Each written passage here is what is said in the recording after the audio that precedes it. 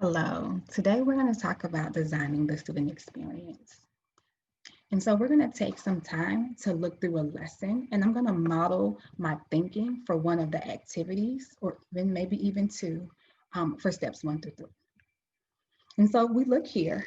Um, this is the warm up. I have repurposed this optional classroom activity for the warm up. This was a strategic choice because I have omitted lesson 1, and this is lesson 2. And so the first question I ask myself is, what is the purpose of this activity?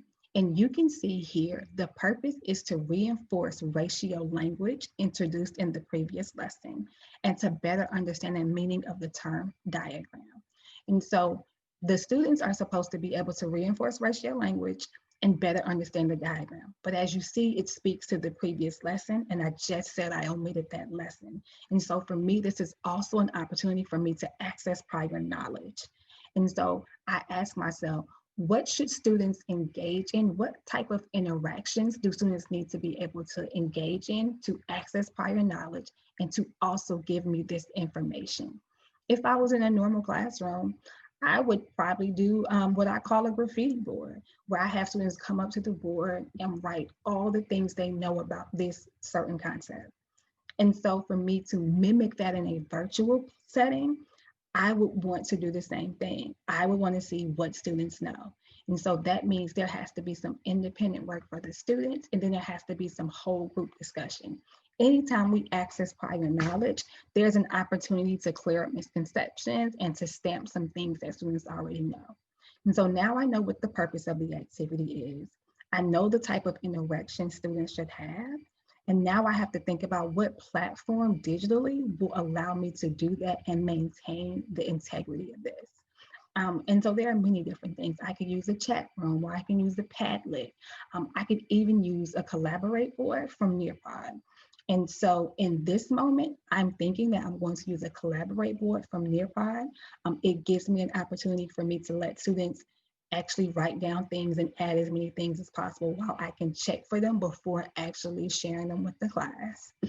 And it also gives me a place to see what students know, so I know what needs to be cleared up. And so I've identified the purpose, I've thought about the interactions, and I was able to identify the platform that I could use to maintain the integrity of this activity. That's one way we do to think through this as we begin to design the student experience. Here is another one. And so we won't do all of the activities, but let's just talk through this one. Uh, 2.4 spaghetti sauce is another activity we're going to do, but I want you to notice that this is a card sort activity. And in my thought process, I was going to use this as a way to lean into independent practice eventually. Again, I'm asking myself, I have to identify the purpose, I have to think about the interactions, and I have to think about what platforms allow me to do those things.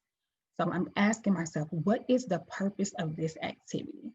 And if you look here, it's to further describe ratio situations precisely by attending carefully to the quantities.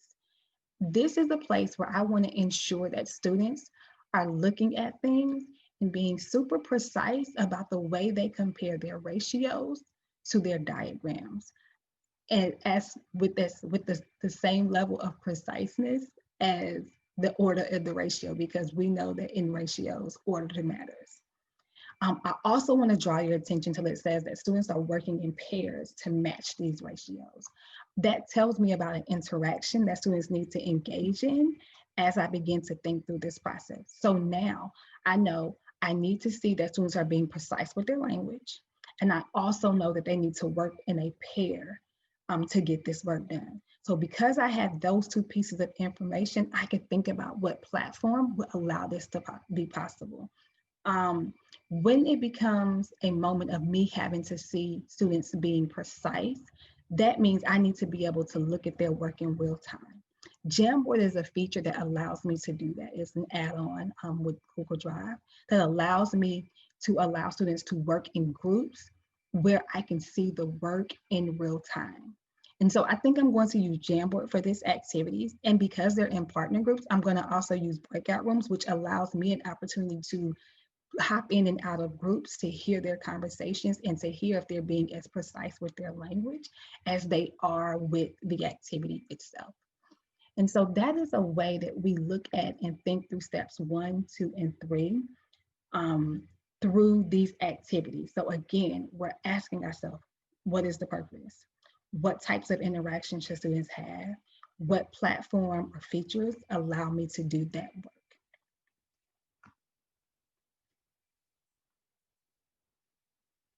And so if you look here, this is another way I did the same work.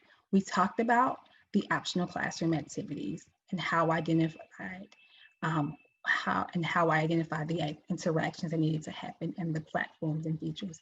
I did that work, steps 1, 2, and 3 for each activity in the lesson. So here's the optional classroom activity. That's going to be my warm-up. Here's the concept development. You have the independent practice, which is what we just talked through. You have the lesson debrief.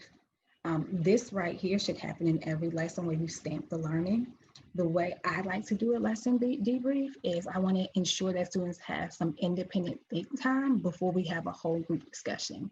And so that's why you see that there is an independent portion of this. It's just that I want to give all students an opportunity 2 to 3 minutes to think for themselves what they walked away from this lesson learning before we stamp it with the entire class. And then the last activity is an exit ticket, and that is completely independent.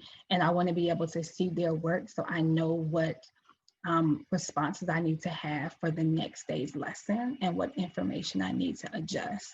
And so that's why that's independent, and that's the reason that I'm using the Nearpod, so I can see answers immediately.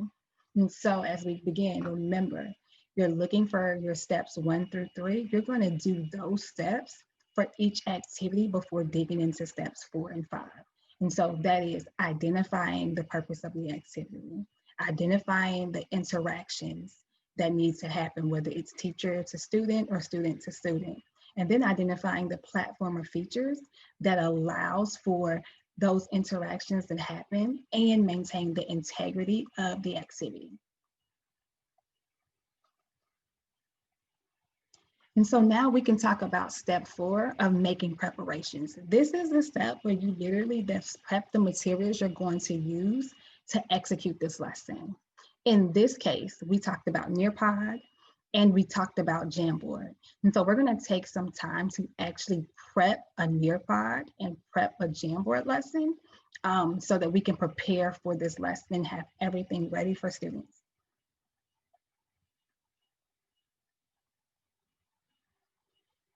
And so if we look at this Jamboard screen, we're going to take some time to actually prep this for students. So remember, the Jamboard is when we're splitting kids into pairs. And so I'm going to need a Jam screen for each pair of students. I would normally start with just adding the pictures to the Jamboard and the directions. In this case, we're going to talk about that activity that we just did, which was the card sort.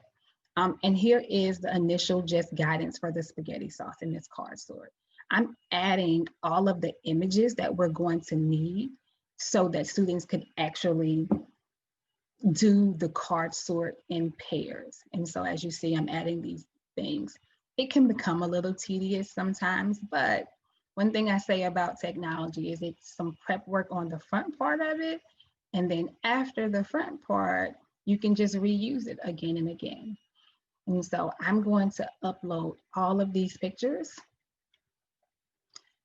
And as you see, as soon as you upload them, you can move them around. And so we have diagram C. This is the activity where students are going to take the diagrams. They're going to take the diagrams and they are going to match these diagrams with sentences. And so I normally like to just take it, put it up here, create a jam. It takes me roughly about 10 minutes to do it. I think I just added the wrong one. Let me see. Yeah, I added D twice. Whenever that's the case, you could just click on those dots and delete it. So I have diagram E, and then we'll have diagram F. And as you see, you add the diagrams, and these things are able to be moved. So it's able for students to be able to move these little cards around. So now I have all the diagrams. I need to add the sentences. So that's sentence 1. I tried to see if I can upload many pictures at a time, and I haven't figured out how to do that just yet. And so this part can become a little tedious, but like I say, once you prep it one time, you can reuse this over and over again. And so I am going to continue to prep this Jamboard.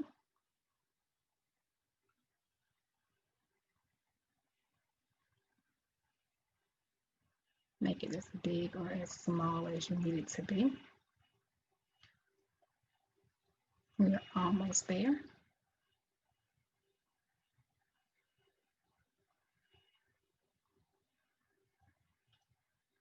Sentence 4.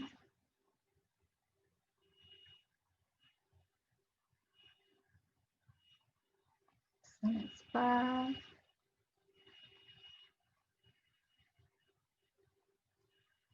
The good thing about Jamboard is you don't always have to pull pictures from your drive. You can, or your computer, you can pull pictures from the computer. You can pull pictures from your drive. You can pull pictures from just about, or even like a Google search. And so that's always helpful when you think about how you can use this within classroom instruction. And so as we begin to finish up this, prepping this Jamboard, we have one more sentence to add. Just wanted to take you through the process of how I would set this Jamboard up. And so now I have the Jamboard.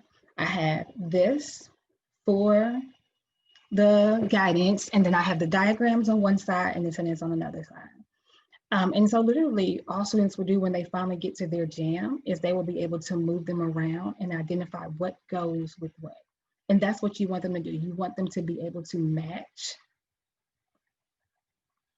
their diagram to a sentence. And all students can do it. And so this is Jam 1. I would do the same thing again, except for this time, I would call this Group 1.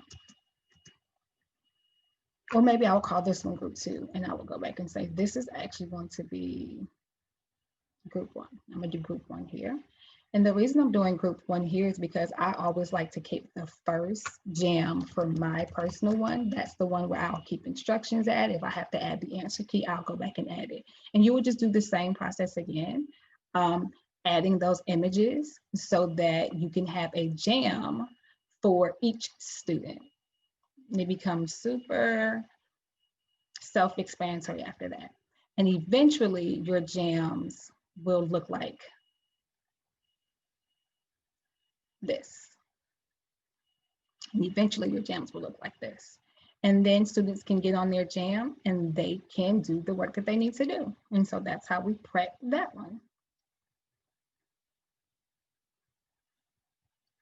We also talked about Nearpod here. So we're going to talk about how we prep a Nearpod lesson. I talked about using a collab board. And so since I wanted to use a collab board, we're going to go straight to the warm up here. And I always say add collaboration board. So if I'm going to add a collaboration board, my question to add the collaboration board was, what do you remember about ratios? I'm going to go to my add-ons and my Nearpod, and I'm going to open up my Nearpod. If you don't have Nearpod, when you go to add-ons, you can just go to get add-ons and get Nearpod. But since I already have it, I'm going to add a collaborate board. And what I want to add for a collaborate board is, what do you remember about ratios? You can pick whichever board you want to. I'm just going to choose this one.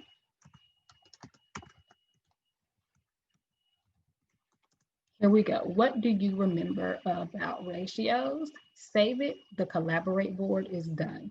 It's put into the document. And so now I have a collaborate board. And that I'm going to use for my warm up. And so now I can actually take this part out And now I actually have the collaboration board. So you have the warm up, which is going to be the collaboration board. Another thing we talked about was the Jamboard. The good thing about Jamboards is you can add Jamboards right into Nearpod because it is just a web. It's coming from web content. And so in this moment, I am going to take my Jamboard link that we just created. I'm going to copy that link. And I'm going to go back into my Jamboard and go into my web content. And I'm going to add that link into the web content. And that way I now have my Jamboard in the Nearpod, so students don't have to go to different places. Everything can be right there. And so again, I've put the Jamboard in the Nearpod. And so now I'm narrowing down, so I'm only executing using one platform thus far, even though students are going to go to different webs.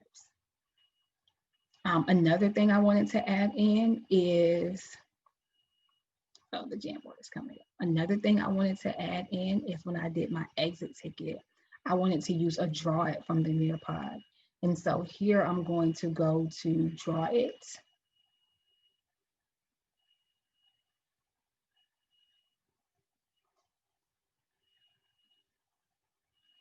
Great thing is when you can't find it, you can just search it. And so I'm going to go to draw it. And I love to just add the picture. So I'm going to go back to my picture bank of all these things. I'm going to add the cooldown. And that becomes my draw it. The cool thing about the draw it feature or many features within Nearpod is you can add a timer if you want to ensure that your students have the activity, the time that you want them to have in that activity.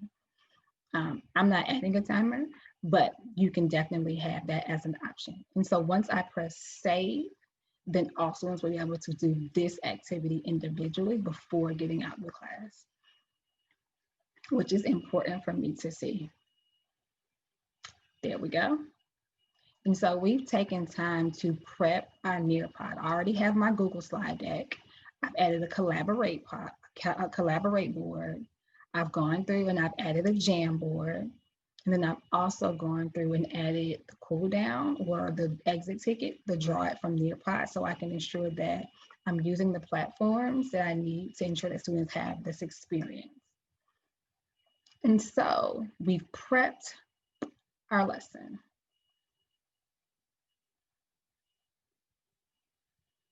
One thing I like to give my students is the note catcher. It is definitely not mandatory. And if you feel like it is another thing, then don't do it. But I like to give it because I want them to have just a place for them to capture their notes and for me to see how they're doing some internally processing, especially when we're not on Jamboard or in Nearpod or in chat. And this is another way for me to see what they're doing individually. And so here is an example of the note catcher I give students. I highlight in yellow where I want to make sure that there's a response on this note catcher so that I can see their work. And so as you see, there's just some things highlighted in yellow for them to work. And I also have them do their name and make a copy of it with their name. They have to rename it. And the good thing about it is if you do this through Nearpod, then all of those things will go into your folder. And so we've taken time to actually prep the work. And so now that we've done steps 1 through 3, and we've prepped our work for step 4, we have to think about the what ifs. It wouldn't be education if there weren't something that could happen or something that could go wrong. I always tell people that it's not happening. If there's no technology issue, then something's not right. And so I always want us to be very, very thoughtful about the instructional decisions we're going to make for what if situations. And this is an idea. What if the note catcher is not working or students can't access the note catcher? What are you going to do if that becomes an issue? Because we don't want that to be a barrier, or we definitely don't want that to affect the instructional time that we have with students. And so my quick fix will just be to just take notes on paper and send me a picture of notes at the end of your class. If Jamboard isn't working, sometimes we know with Google that if we get in things, too many people get into it at one time, it'll start loading. And I want you to be thoughtful about if that happens, what are you going to do to ensure that students still get the integrity of the activity, yet you don't lose instructional time, because it's like golden at this moment. My idea is to close out the breakout rooms and we'll work through the process as a whole group in that moment, just so that it could work. Don't have time to like lose or waste. In Nearpod, if Nearpod isn't working, how can I continue on with this lesson if Nearpod isn't working? I will honestly just use Zoom and have students draw pictures on paper and post it on the camera, like such, so I can see their work, because it is important for me to see their diagrams and see their sentences and hear their voices in this lesson. So if Nearpod isn't working, I have to make sure that I'm holding the integrity of seeing their diagrams and being able to hear their sentences about ratios and write sentences. And then if time becomes an issue, I would limit the second activity for this one, and I would prioritize the exit ticket to ensure that I have a clear understanding of what students know or need some support with as I go into the next lesson. And that's a way that we begin to really be proactive about the what ifs that could happen. We don't know all of them, but if we've thought through some of them before they actually happen, then we're able to maximize instructional time and really have a great experience for students. And so as we think about designing the student experience, remember, we're starting with lesson internalization at the forefront with the assumption that it's already been done. Once we've internalized the lesson, we can dig into the purpose of each activity, plan for those interactions, identify the platform and features that make it possible, that hold the integrity of the lesson and the activities. We can make preparations and then plan for the what ifs. I hope this was helpful, and thank you all, and have a great rest of your day.